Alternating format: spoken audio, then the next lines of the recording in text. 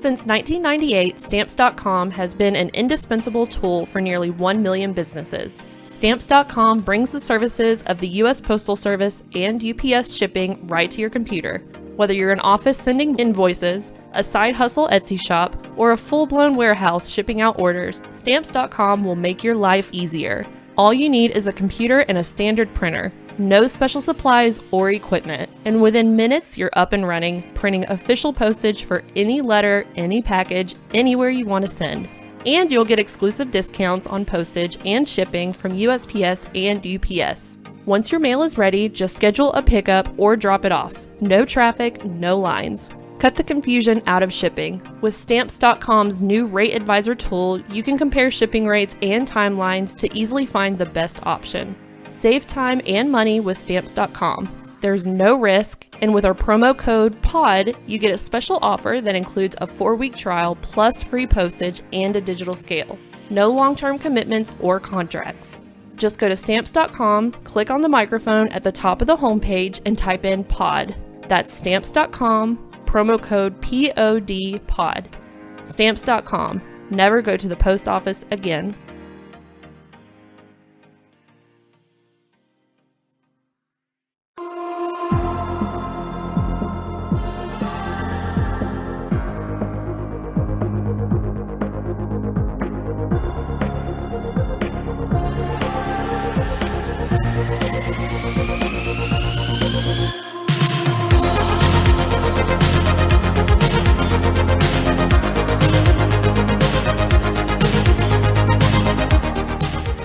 Hi everyone, welcome back to True Crime Buzz. I'm your host Brittany, and with me as always is Amber. Hello, hello. What are you drinking tonight? Well, it would be pumpkin beer had I not left all of it at your house, what we didn't drink. Whoops. Whoopsie. I love that you left the beer with the non-drinking person. I know, but look, I was so sad to leave that's all I was really thinking about. I was like, that's all right, I'll just go get some more. Went to Publix, and I'll let you know that my favorite pumpkin beer, they have no more of it. Oh, that's disappointing. That's not okay. It's gone. So, I'm drinking the next best spooky beer, which is Catawba Brewing Company White Zombie. All right. It's actually my favorite year-round beer, so it's not like a special occasion. I feel like Matt likes those. I can't remember. I think he does. It's a good beer. What are you drinking? Something spooky? No, I'm drinking Sam's Cola. But look, I'm in the spookiest place. I'm coming to you guys live from the closet, a place I have not been for many years, if you catch my drift. But I'm surrounded by, like, all this Halloween arts and crafts stuff that my mom got the kids. There's haunted houses, Halloween pencils, and it's a creepy old closet, so. And y'all missed it. Should we... Well, we already made it clear why we don't video record these, but if we did... I popped onto Skype and she was just full on wearing this like fur coat looking like Brittany Kardashian. So it was hilarious to see. Let me say though, I already told Amber how bad I feel about it, but I did not purchase this fur coat. I would never. It was my husband's grandmother's, who has since passed on, and it was passed down to me. I felt guilty about wearing it. I told Amber I don't wear it in public because of that, but no, PETA will come like dump some paint on you or something. Well, understandably so. I'm not about some fucking fur, but what am I gonna do? Burn it? Some poor animal died for that. So, I just... No, yeah, you don't want to let them die in vain. No, I mean, I would never pay for that, but I'll wear it in the closet for spooky episodes. And now you and I both know you can go as Cruella for Halloween. Oh, yeah, but then I'd be stealing the thunder for my middle child, who is obsessed with the new Cruella movie and is always like, Estella, darling. You've probably not, you haven't seen Cruella yet, right? Not yet. Well, it is on my list. Your little best friend, that middle one, she'll watch it with you 8 times in a row if you like. And speaking of her, that's why I'm in the closet. My middle child decided she finally wanted her own room. And when we bought our house, we bought it so that they would each have their own rooms. And my middle child wanted to share a room with her younger sister. And so I was like, okay. So I made that my spare room and office. And then this week she's had enough, I guess, of her sister's shit. And it's like, I want my own room. So I forewent that, and I don't have my desk and stuff set up. So the closet is the best place. Well, I know what your real personal true crimes are, but do you have any personal true crimes this week that you're willing to talk about? Yes, I will. I will tell this personal true crime. It should be a crime to mess with somebody's thermostat. Okay? Oh, 100%. I decided to move these rooms and all this stuff, all this furniture and bookshelves today, and I thought I'm going to do a good service so my husband doesn't have to help me with this and spend his weekend doing it. But my husband had fucked me because he had the thermostat on 73 and I was sitting over here just like gasping for air. Don't fuck with people's thermostat. That is a crime. I agree. I 100% agree. And I feel like people in relationships, that should be the first rule of like, should we get married, is do you agree on thermostat temperature? Because if you don't, you won't make it. Well, what kills me about it is that when we go to bed, my husband and I both have to have a fan. We have to be cold. Oh, yeah. But I think he gets up in the morning and is cold and is like, oh, they're going to be cold. So he thinks he's doing me a favor, but my dumbass doesn't know he's done it. And so then I'm burning up all day. Why is it so hot? Oh, yeah. It's also that time of year where it's really cold in the morning and pretty much summer in the afternoon. So. True facts. North Carolina living. Yeah. So what's your personal true crime of the week? It's still October. Halloween is this week. So like I have nothing to complain about other than I miss my pumpkin beer. I thought you were going to say you miss me, bitch. Oh my God. I miss you. But I can see you any time of the year. Halloween is once a year, and I don't have my favorite pumpkin beer. Publix, you let me down. All right, so go ahead. What are we covering this week? Well, your husband spilled the beans because I know how you feel about children being involved in true crime. And so I thought, rather than just warn you ahead of time, like I did with Andrea Yates and Susan Cox Powell, I thought I'll just rip the Band-Aid off real quick. I don't want you to have to like dread recording with me. Never. I know, but you know what I mean? So I was like, I'll just wait and just rip it off real quick and then move on, and maybe it won't be as bad. Now you know better though, right? But now I know better. She has made it very clear how upset she got with me. When her husband let her know, do you realize what your best friend is about to lay on you this week? Whoops. It's okay. I'm not really mad, just so everybody knows, but it has been on my list since I started this podcast to do, and it's only appropriate to do it as a spooky true crime for reasons that I'll detail later, but okay. Sorry, not sorry. No, just sorry. No, I'm just kidding. Absolutely. Lay it on me. Let's get it over with. Today's story will haunt you in more ways than one. Ooh. So cheesy. In the early morning hours of June 10th, 1912, 6 children and 2 adults were brutally murdered with an axe while sleeping in their beds.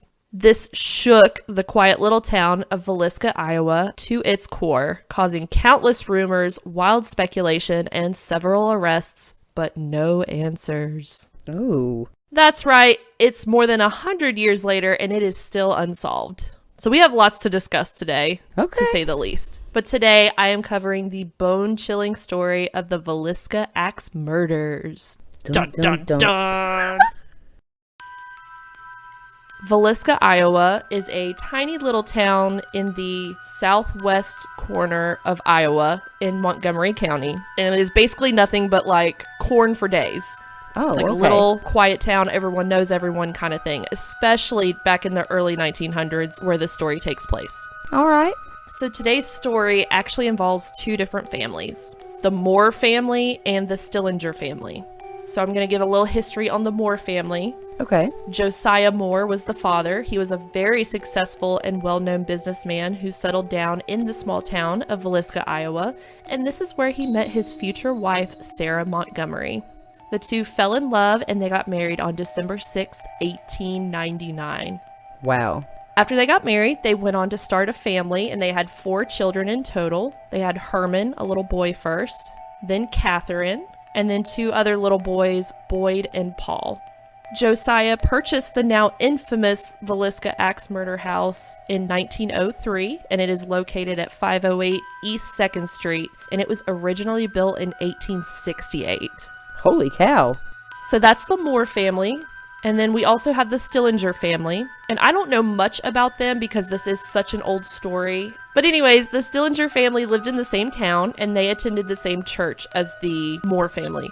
The parents were Joseph and Sarah Stillinger and they had 9 children. Holy shit. I mean, that's common for that time, though, but... It is. It stresses me to think about. You have 3, and you're like, my God. No more. But of these 2 children, Lena and Ina Stillinger were very close friends with little Catherine of the Moore family. So, on the morning of Sunday, June 9th, 1912, both families attended church that morning and planned on attending something called the Children's Day program that was going to be later that evening. Okay.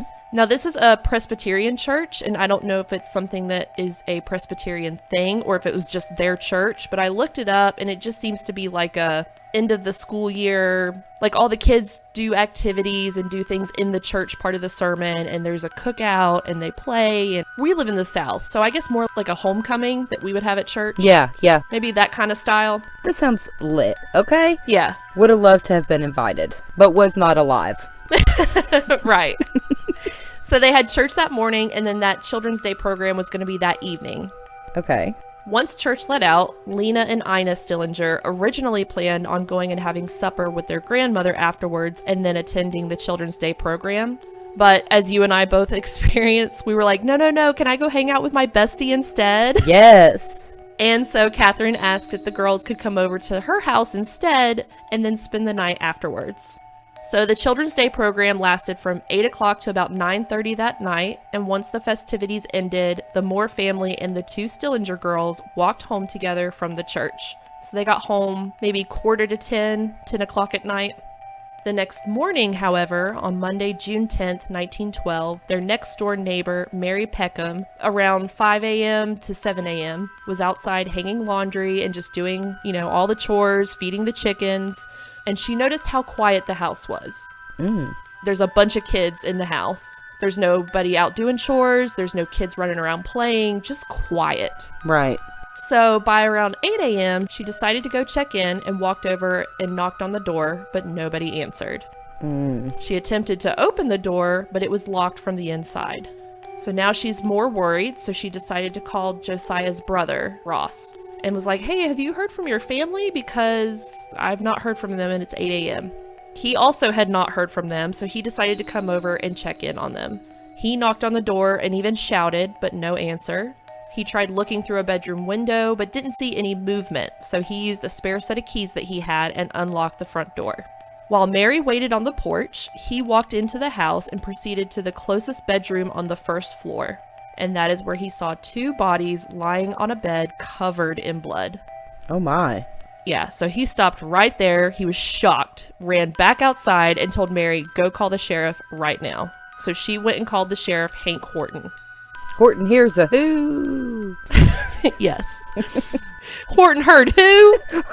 That's right. If only he saw who, I know. we would have some answers. Thank you, Horton. Get with it. Quickly after Hank and the crew showed up, so did the rest of the whole town. Because as you and I both know, of any crime, especially back in like the early 1900s, people just like grabbed some popcorn and ran over and was like, what's popping off over here? Yeah, what's like a Hinterkaifeck effect where they took people through the house while they were waiting on the police. Weirdos. Yeah. So keeping the crime scene completely closed off was quite difficult. I'm sure. I read in several articles that people were stealing pieces of the house, including like parts of bone fragments. Yeah, I don't know for sure. What? But basically a bunch of town folks showed up and they tried to keep them off, but I don't want that voodoo, No. I want somebody's bone. Yeah, like why would you want that? No. No. The crime scene was brutal. Everyone in the house, 2 adults and 6 children, had all been brutally murdered with an axe while sleeping in their bed. Each victim had been hit at least 20 times, with Josiah being hit 30 times in their skulls each. Ugh. So 20 for everybody but Josiah, right? Josiah got the most. Okay. And another interesting thing to think about and to remember is Josiah got hit with the blade of the axe. Okay. Everyone else got hit with the blunt end of it. They hell? They hell? They hell? Yeah, but just remember that for later when it comes to suspects. Okay. And they were all struck with such force that there were gouge marks in the ceiling of all the bedrooms for the upswing of the axe. Ooh. Yeah. It was estimated that the murder took place sometime after midnight, and it was assumed that the killer was already in the house, hiding in the attic, waiting for them to go to sleep. Because they found cigarette butts in the attic. Oh my. No DNA testing at this time, of course. Nope.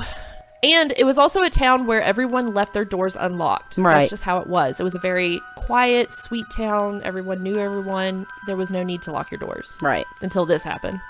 What's weird is that all the victims' faces were covered with their clothes after they were killed, or some sort of towel.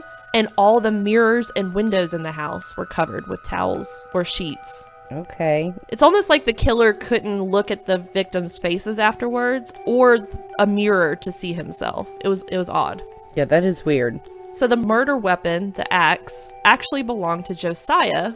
It was found in the bedroom downstairs where the two Stillinger girls were murdered. And it was covered in blood, but was somewhat wiped down. So the bedroom downstairs where the Stillinger girls were, not the parents? Right. Okay. So when you come into the house, the Stillinger girls were in a bedroom on the first floor. If you go up the stairs, there's 2 bedrooms. The master bedroom where the parents slept, and 1 bedroom where all 4 kids were sleeping. Okay. So it seems, based on what they found, that the murderer went upstairs first, killed the parents first, then the children, then came downstairs and killed the 2 Stillinger girls. Oh, those poor girls. Lena and Ina were sleeping in the bedroom downstairs and were murdered last. So they were found sleeping together in a single bed. Ina was sleeping closest to the wall, and Lena was on the outside of her, closest to the doorway. Okay. According to the testimony by Dr. F.S. Williams, he said, quote, Lena lay as though she had kicked 1 foot out of her bed sideways with 1 hand up under the pillow on her right side, half sideways, not clear over but just a little. Apparently she had been struck in the head and squirmed down the bed perhaps 1/3 of the way.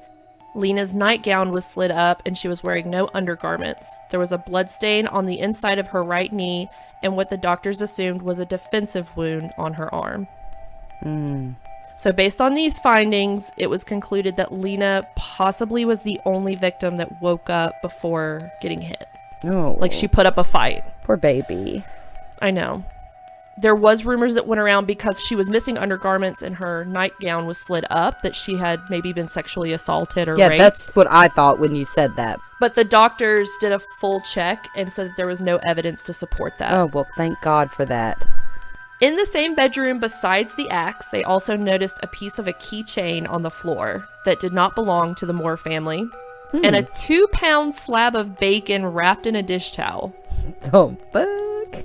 Yeah. How are you going to leave your bacon behind at a crime I mean, I scene? get, like, if you cook bacon and you're, like, eating it, but, like, it was just uncooked 2-pound slab, and it was wrapped in a dish towel, and it was just, like, chilling on the floor. And the last little piggy got left at the Moore home. Yes. So I don't know what that's about, but it's just an odd little Observation. fact I'd throw in Yeah, there. that's weird. Yes. In the kitchen, there was a pan of bloody water, so it was almost like the killer maybe washed their hands afterwards, and a plate of uneaten food.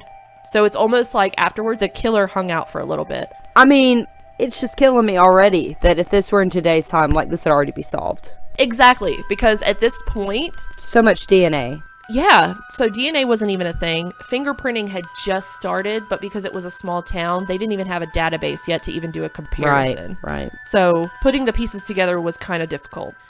So, who did it? Like I said, it's still unsolved as of today. However, there are several suspects and several theories, and I went down several rabbit holes, and after you get done listening to this episode, you probably will too. And I'm really curious to see what our listeners think, because I'm really torn on what I think. Okay. So, suspect number 1 was actually an Iowa state senator and businessman, Frank F. Jones. I know, that was the look I made. I was like, a senator? Why would he kill this little cute family? Yes, and they're visiting guests. So Josiah, the dad, used to work for him for like 7 years. They had some sort of business together with farm equipment. But then after that, Josiah went and opened up his own business and left Frank in 1908 and took some of the accounts with him, supposedly. Okay. So rumors went around that he was really upset about this. You know, he basically taught him everything he knew, helped him out, and then he went off and did his own business, and now he's a rival. Like a big one. Yeah, okay. So he was upset about that, but also there was a rumor going around that Josiah was having a little affair with Ooh. Frank's daughter-in-law. Okay. So between those two, he had motive. Because the first was like, that's not enough. I mean, not that there's ever a reason enough, because there's not. But I was just like, that's lousy. Like, I didn't feel that one. Okay. And remember, also, Josiah had more blows to his face and with the blade and not the blunt end. So it seemed very personal against him, more so than his family. Okay. Also, the way that he was hit and the way that they found certain positioning of items in the bedroom, it was almost like the killer hacked him first, then the family, then came back and hacked him some more. Oh. Is what they believe happened. So it is very targeted against specifically Josiah rather than the rest of his family. Okay. But no arrest was ever made with the senator. It was all rumor. And this brings us to our next suspect, which is William Mansfield. He is believed to be the prime suspect, according to Detective James Wilkerson. He thinks that Frank Jones hired this guy to kill him. Oh, so the senator hired this guy. That's what this detective believes. Okay. He was actually a lesser-known serial killer who murdered several others with an axe in the Illinois, Kansas, and Colorado areas just years apart from these Villisca murders. And some of those victims included the detective's own wife and child. Can you imagine being a detective and trying to solve these axe murders, and next thing you know, your wife and child are now victims? No. That's insane to me. That would be terrifying. He also left similar clues behind, such as like the mirrors being covered up in the homes. And there was also another tidbit I forgot to mention. At the end of everyone's bed, there were lamps where the chimney part was laid aside and the wick was bent down. Oh. And that was the same at these other crime scenes that he was accused of. All right, so far I like this guy better than the first one. Yes. However, after he was arrested, he went to trial in 1916, but they ultimately let him go because he proved that he had an alibi, that he was in Illinois during the murders, and also due to a lack of evidence. He had a firm alibi, so it could not be him. That's unfortunate.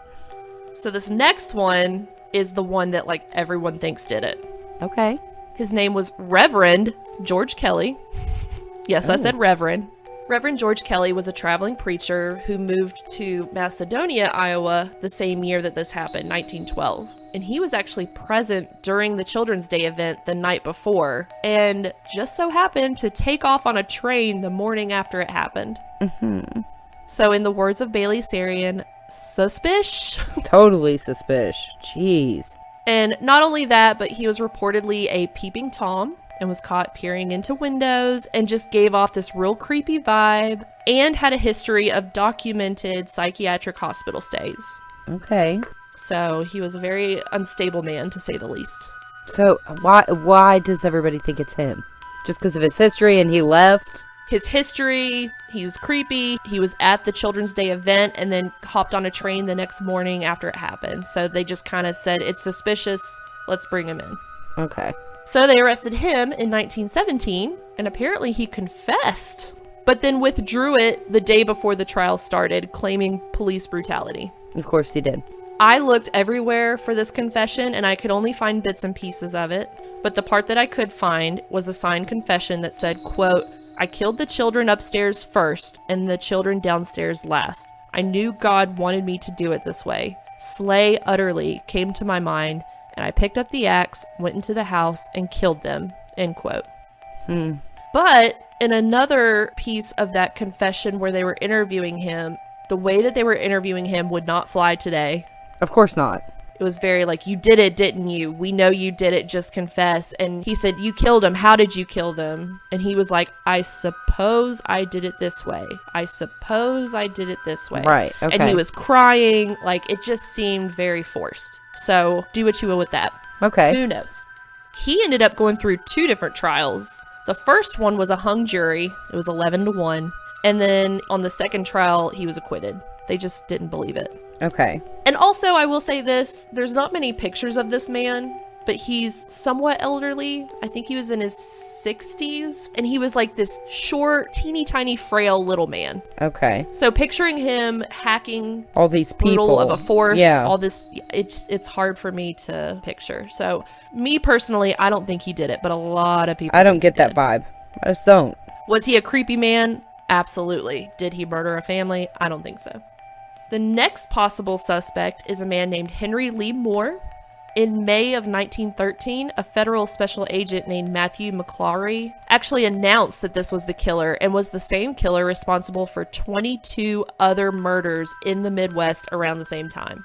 Like, not only do I think he did it, but he did all these other ones too. Like, they're all connected. Oh, okay. He was convicted of killing his mother and his grandmother with an axe, but was never convicted of the other murders, including Villisca.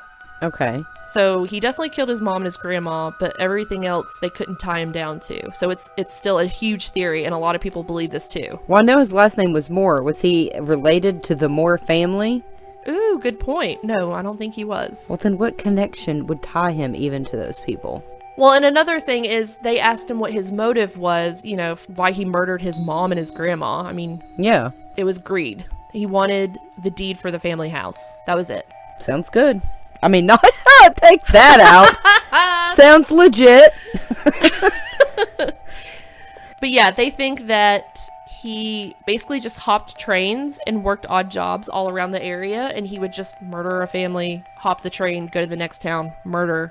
Because there was a lot of axe murders going on at the same time. Okay. I mean, the Louisiana ones, I know you've heard of that one. Yes. Those were done, I think, in 1916 or 1918. It was close to the same time. Okay. So, like, everyone had a freaking axe in their backyard. Everyone left their doors unlocked. It was just a different time. And the train system was a big thing, so. Right. Another popular opinion is a guy named Andy Sawyer, who was actually just some drifter, but the story is wild. Okay. He showed up needing a job the morning after the murders for the Burlington Railroad, but he showed up with muddy shoes and wet clothes. And according to testimonies from the crew that he worked with, they said that he slept with an axe, which isn't super creepy because if you're homeless and you're working on the railroad, like, you got to keep yourself safe. Yeah, so, like, you do. That's not the craziest thing I've heard. But he told his new boss a week later that the whole reason he showed up that morning needing a job is because he was worried that he may be a suspect of the Villisca Axe murders. Wow. Well, homeless people and drifters get accused of a lot of shit that they're not. They actually. do. So, I mean. They do.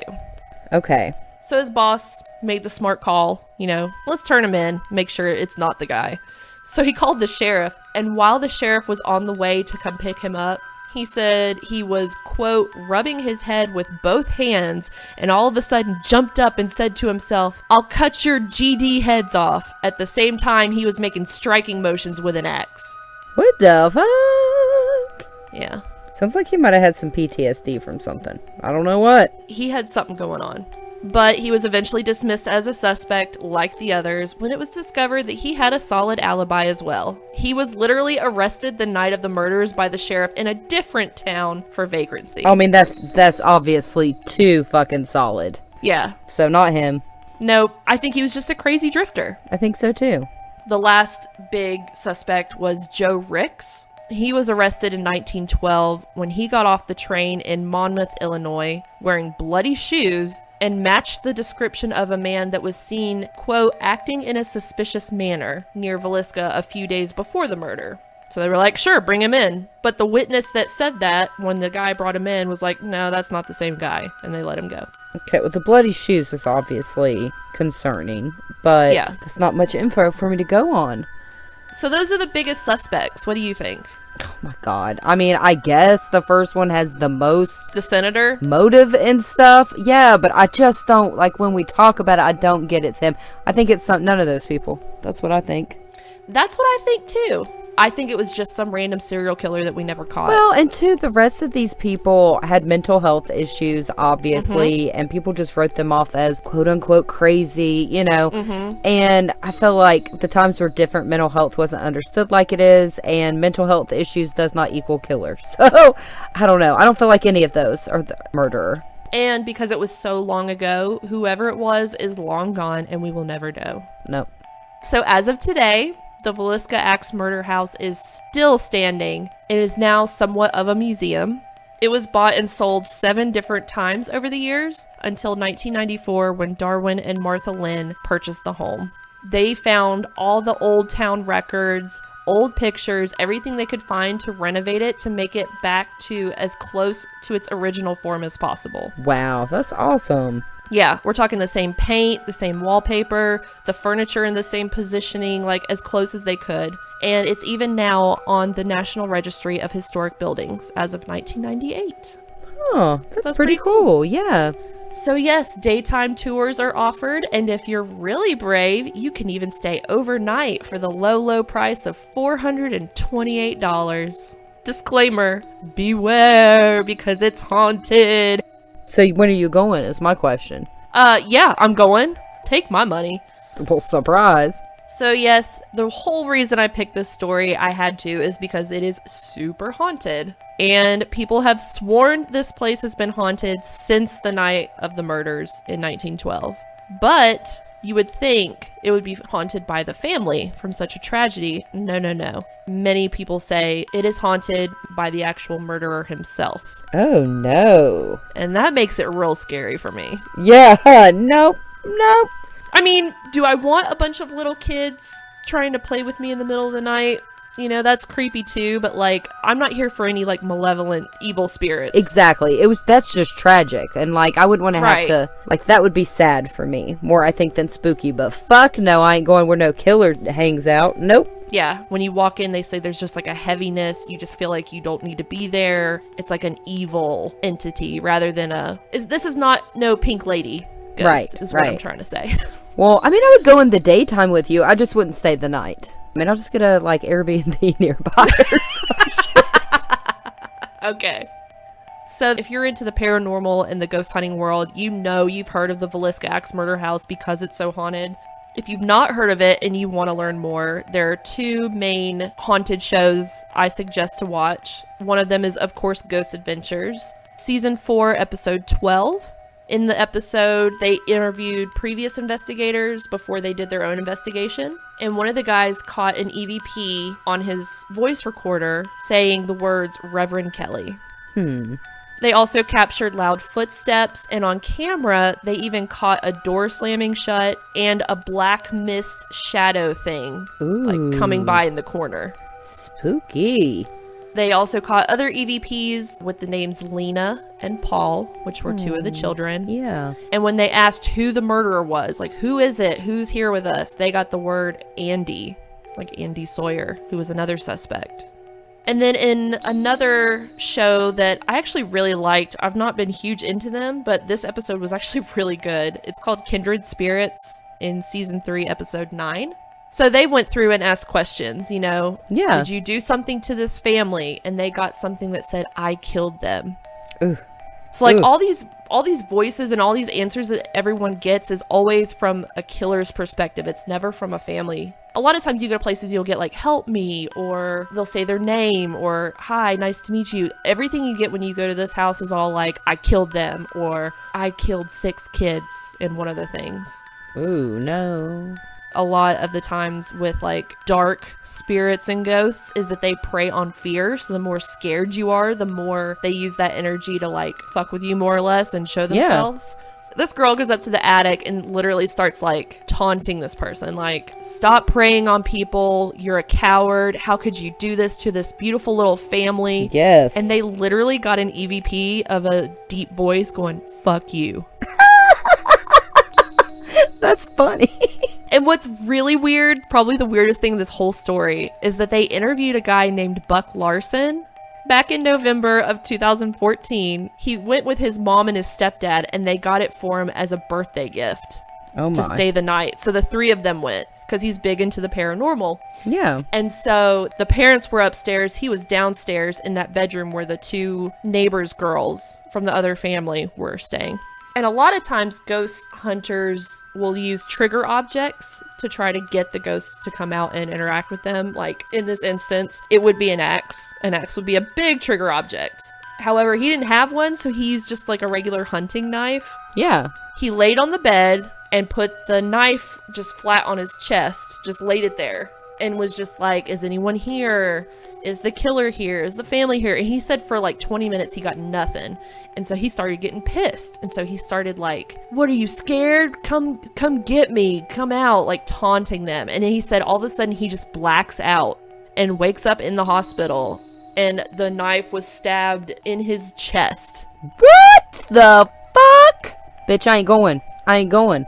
It was stabbed between his lung and his shoulder, and he doesn't remember anything. He says, I would never do that to myself. I would never. You don't hear about too many people stabbing themselves as a way out of this life, or, you know, for attention, unless it's a TV show. Like, I'm not gonna do that. That's some crazy shit. Like, ooh, too much pain.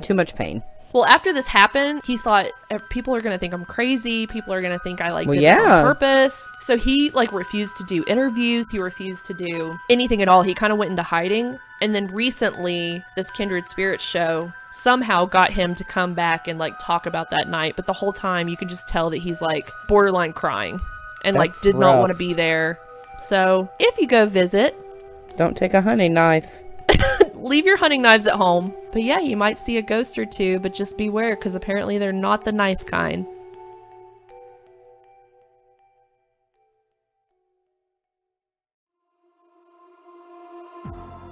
Love our podcast? Then hit that subscribe button and leave us a review. We're also on Patreon. Head on over to patreon.com/truecrimebuzz and join today for access to all our exclusive content, including bonus episodes. You can also find us on Facebook, Instagram, and Twitter at TC Buzz Podcast. And check out our website at www.truecrimebuzz.com. Until next time, Cheers!